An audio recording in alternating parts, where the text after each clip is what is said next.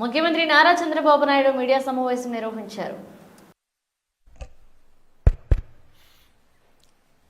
అందరికీ నమస్కారాలు.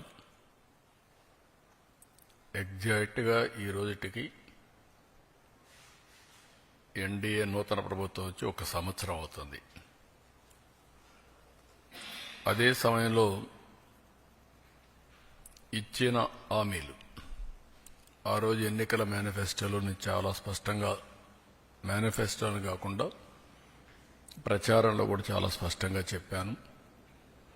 అభివృద్ధి, సంక్షేమం, ఎన్డీఏకి 2 కళ్ళు, ఈ 2 కూడా సమాంతరంగా ప్యారలల్గా ముందుకు తీసుకెళ్తామని చాలా స్పష్టంగా హామీ ఇచ్చాం.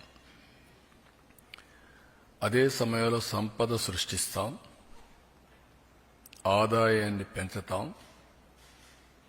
పెంచిన ఆదాయాన్ని అభివృద్ధికి, సంక్షేమానికి రెంటికి బ్యాలెన్స్ చేసుకుంటూ ఎక్కడ కూడా ఎలాంటి ఇబ్బంది లేకుండా ఈ కార్యక్రమాలు ముందుకు తీసుకుపోతామని చెప్పాం. అయితే రాష్ట్రంలో ఆర్థిక పరిస్థితులు చూసిన తర్వాత చాలామంది నాకు ఎన్నికల ముందు అడిగారు, మీరు వస్తే మీరు కనీసం ఈ రాష్ట్రాన్ని మళ్ళీ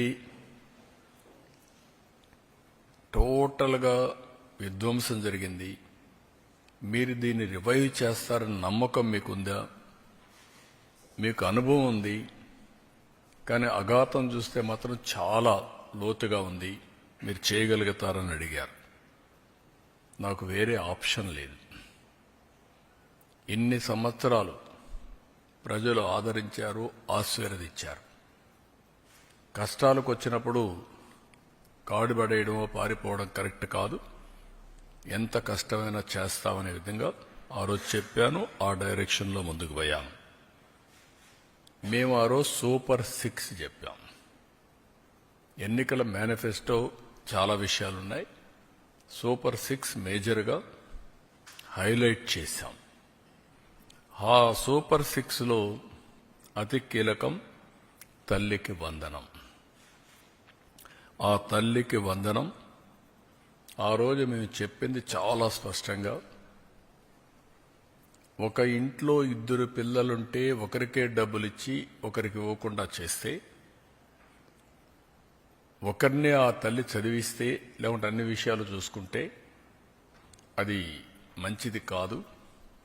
ఎంతమంది పిల్లలుంటే అంతమంది పిల్లలకి తల్లికి వందనం వర్తింపజేస్తామని చాలా స్పష్టంగా చెప్పాం.